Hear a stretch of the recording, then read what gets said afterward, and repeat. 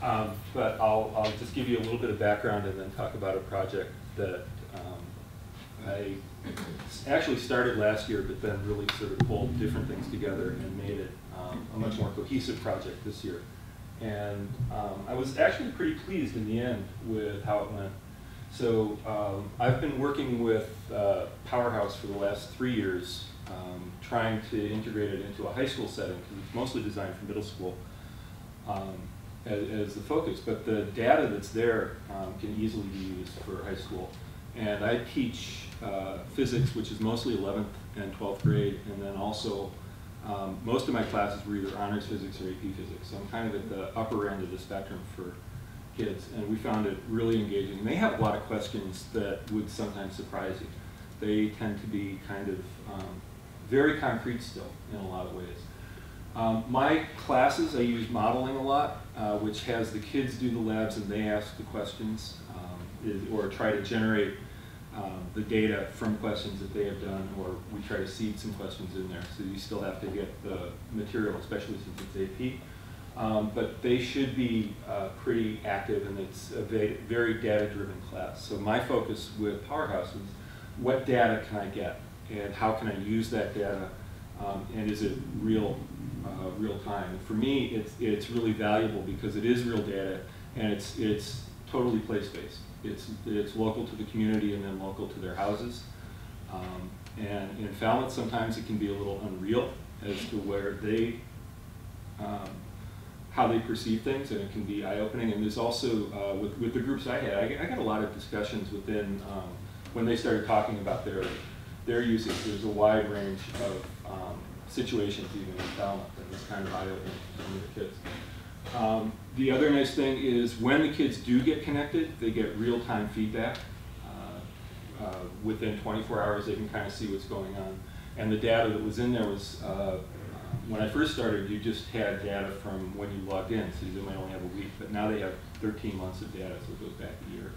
And they can see already sort of the patterns for their household, because CMP has been doing the program now for a while. And then also, for me, what worked with the PowerHouse is that it's, these are really bringing up relevant issues. And for me in the class, especially politically and stuff, issues around climate change and the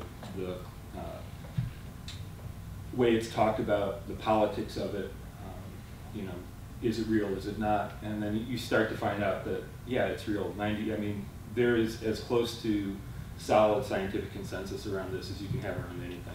And the same thing that is happening with, the same thing's happening with climate change that happened with smoking 30 years ago, where, you know, a place like Exxon would hire scientists to do papers that would fit their line. And you can obscure things, so you can bring up discussion like this.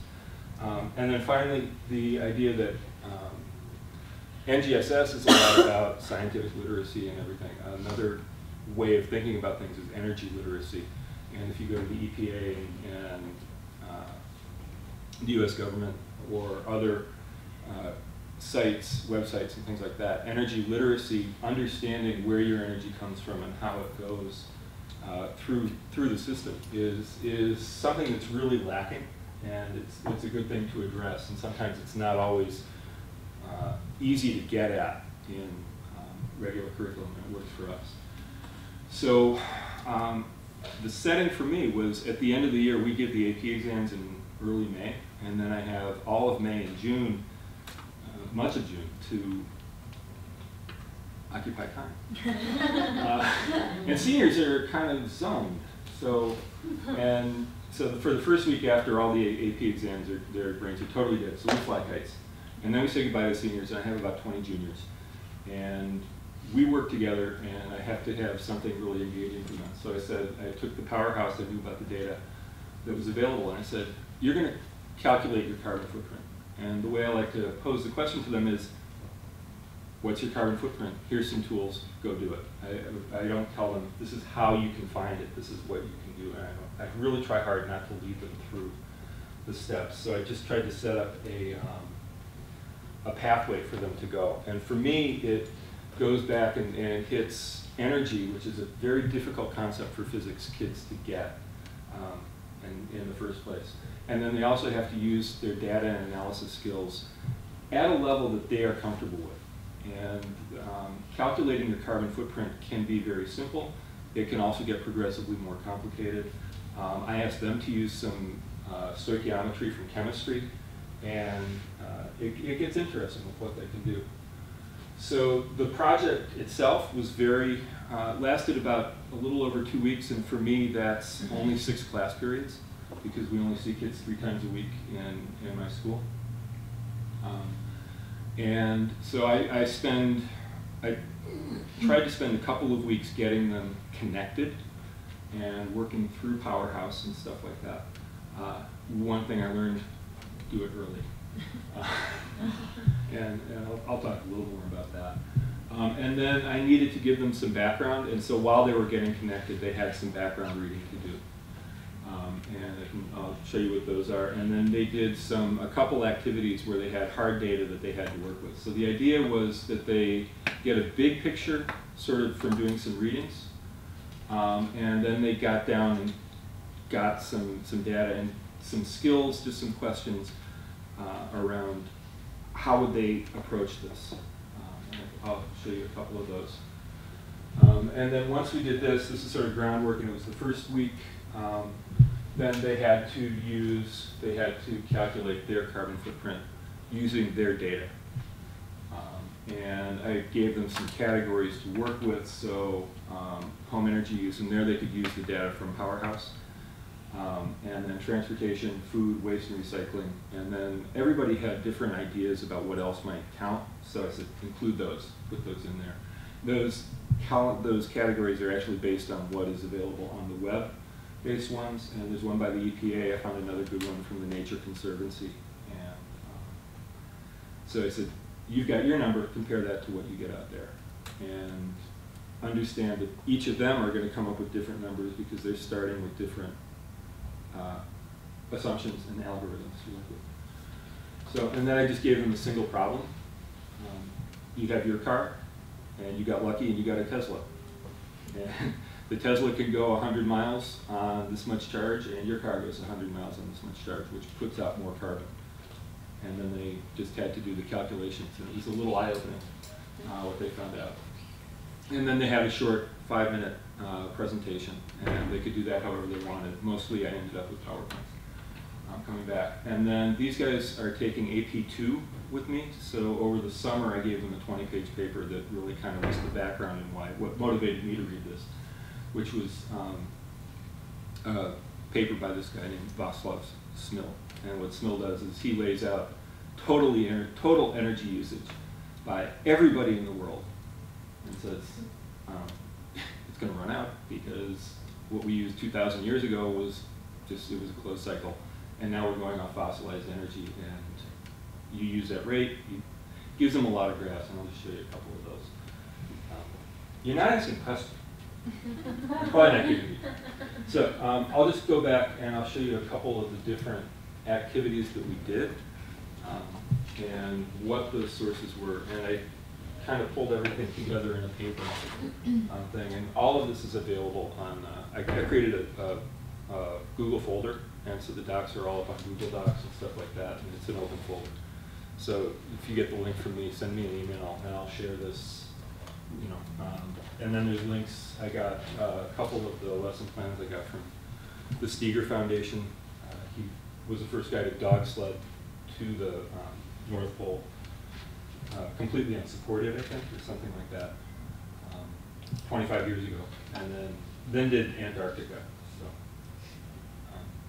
So the first thing I had to do was get them connected to PowerHouse. Like I said, that took a couple weeks, and there were issues. Not everybody could connect. So I ended up using some of my data. I also ended up using the bills that kids would have. They all had access to the bills. They all had a year's worth of data. CMP just sends that out with the regular paper. So they could always use that as kind of a baseline. And then while they were getting connected and doing an inventory, the inventory took about a week.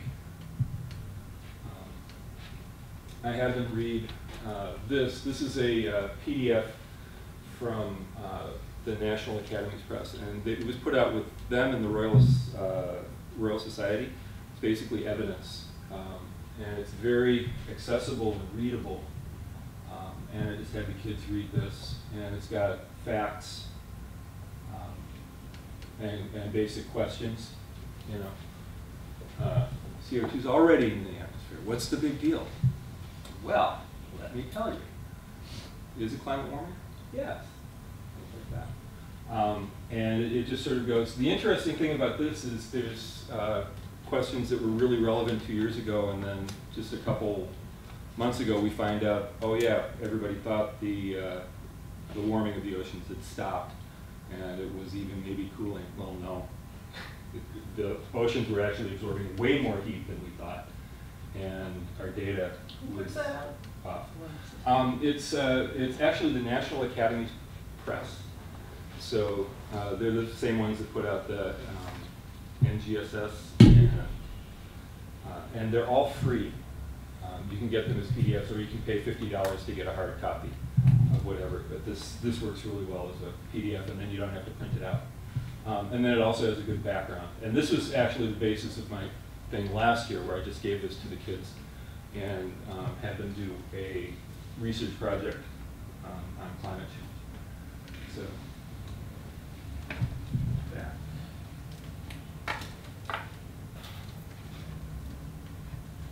And then the other resource I had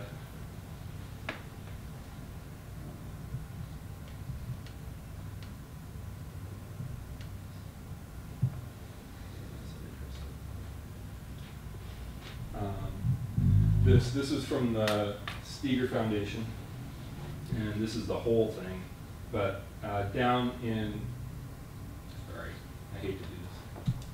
I'm going to make this go away. I have a better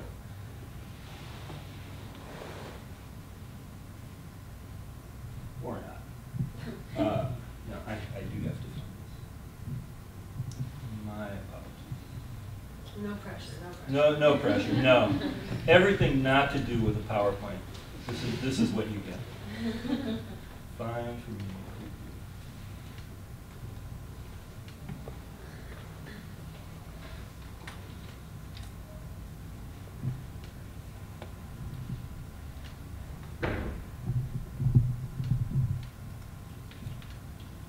What's really sad is I had pulled all of this up before.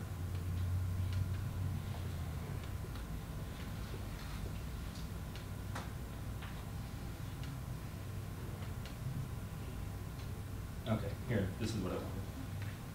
So this is just the particular lesson I used, and it's very open and accessible for kids. And what I did was hand out just a couple handouts, and I said, interpret these graphs for me.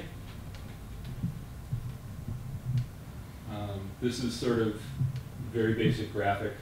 Heat comes in, heat goes out. And remember, we're talking in context of total energy systems being kept in. And then these are the two graphs that really hits them. And I say, tell me what's going on with each of these graphs, and they have to read through the data. And down along the bottom, if you look, this is sort of carbon emissions over the last century. So we see sort of what's going on. I say, so tell me what's going on along this. Give me some of the history that you know. And we quickly sort of establish time points and say, oh, look, there's the revolution, or industrial revolution. Oh, look, it's going really steep here. What's going on in here? This point is also really sort of interesting. See how it dips there. Some people are saying that's actually the lowest the carbon CO2 concentration has been historically for thousands of years.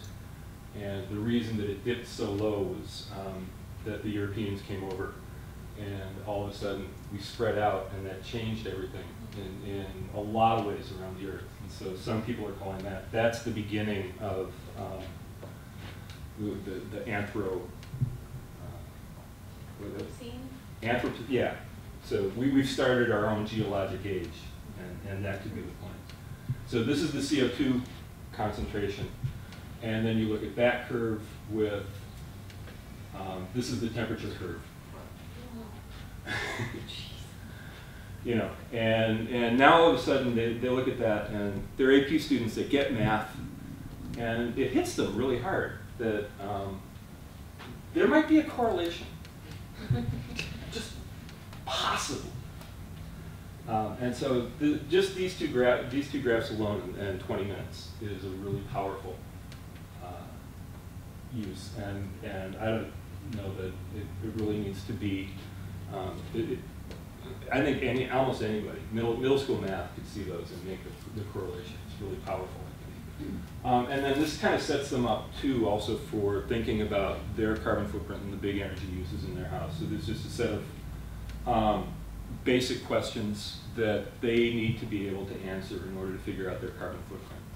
And so they take that home, and they can use that little bit as some information. So this gives them kind of a background and the setting, and then we have two problem sets. So, and I give them, these are the sheets that they get. This is sort of their introduction. And then this is the first problem that I give them. And I literally had gone into a hardware store and saw this display. And it says, switch to LEDs. So I took 2 pictures. And there's claims in there, it's not the best pictures. But if you look in the corner, it's like, you can save $138. It's like, wow, that's big money. How do you do that? And it's funny how much information is packed in there and how you have to unpack it.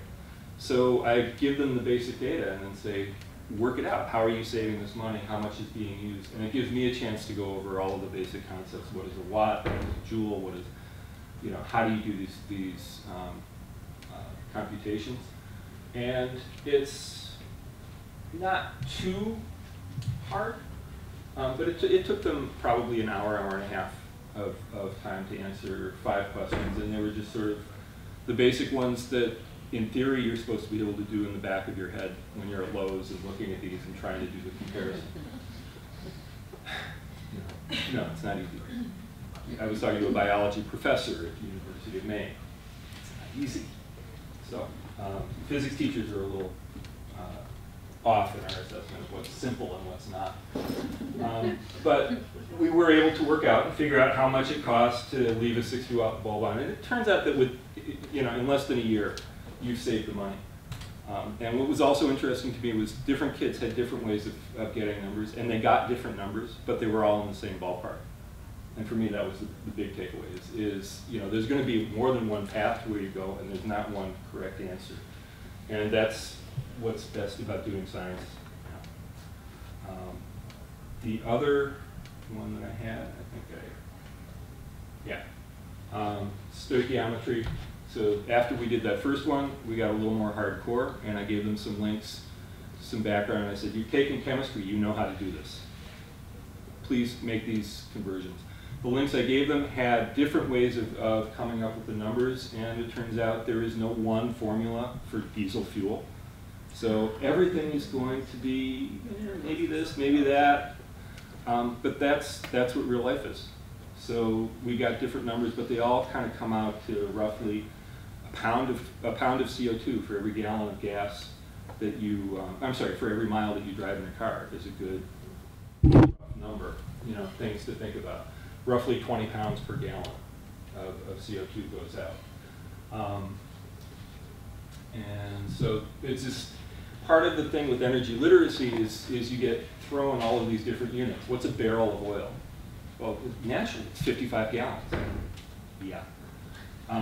But we talk about gallons, and we talk about pounds, and we talk about kilograms. That is a mess of stuff, and so there's a lot that just kind of you get to when you start asking questions of kids. And part of what energy literacy is about is dealing with these sorts of questions. So that's the chemistry. Now they've finally got enough math background and enough framework to answer the question that I posed a week ago, which is, how big is your carbon footprint? And what do you have to do, and what do you have to think about? So they get that question, and then they answer the question about the Tesla car, which, depending on who's driving what, I mean, if you're driving a Honda Civic, maybe it's only half as efficient as your Tesla, but if you're driving the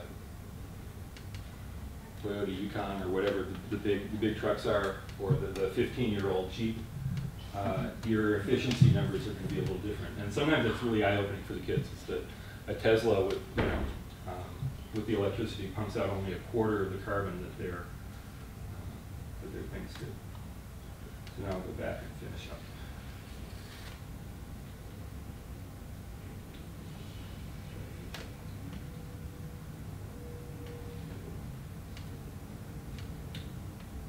So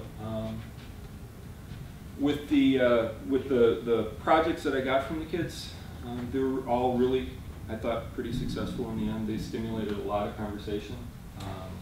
I'll find out whether they've actually read what I asked them to read, which was the SMIL paper. What I found out after doing this is this year I'm actually going to start student sign-ups when I go in at the beginning of the fall. I probably won't do this unit until spring, but it's going to take that long to start getting this kind of going in the background. And really my goal is to have people using the tools that are available for them to have data at their fingertips whenever they need it. So all 100 of my physics kids are going to be signing up and getting connected, and of those probably 2/3 will end up being connected.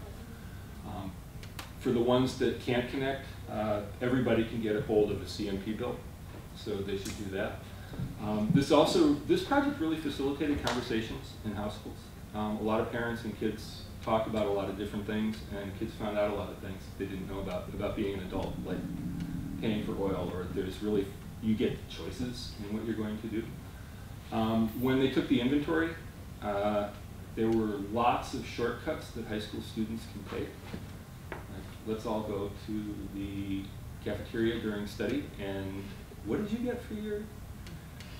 so there was a lot of sort of hypothetical inventory happening. I kind of uncovered over time. So the nice thing is you can actually look at each individual student inventory as they turn them in. That was one of the things they had to turn into me. And you start seeing, wow, you all have 8 lights in the living room. That's like, that's amazing. What a coincidence. So you learn. But the student work that I got back, I was really impressed by what they did. They had enough time to do it. It was a really interesting project for them, and so I got some really good insights from what they did. And the more time I spent with graphs and interpretation, the better it was for me. And the one thing I'll leave you with is the most interesting paper I read was the one that I gave to them over the summer. That really stimulated everything for me, because I had never thought about energy use as, just everything is one global thing. Thinking about the sun coming in, feeding, I mean, you talk about it, but when you think on a societal level, how really everything is powered by energy, everything. And how what we do is based on millions of years of a planetary cycle going on. It's really fascinating. And to be able to quantify that and look at data and graphs, and these graphs are not your typical just two graphs. They compare things that you would never think of, and it's just a very thoughtful paper. So I really, I'm curious to see what the kids are going to think about it, and it really made me think about things in a different way. So I'm done, unless you please have questions.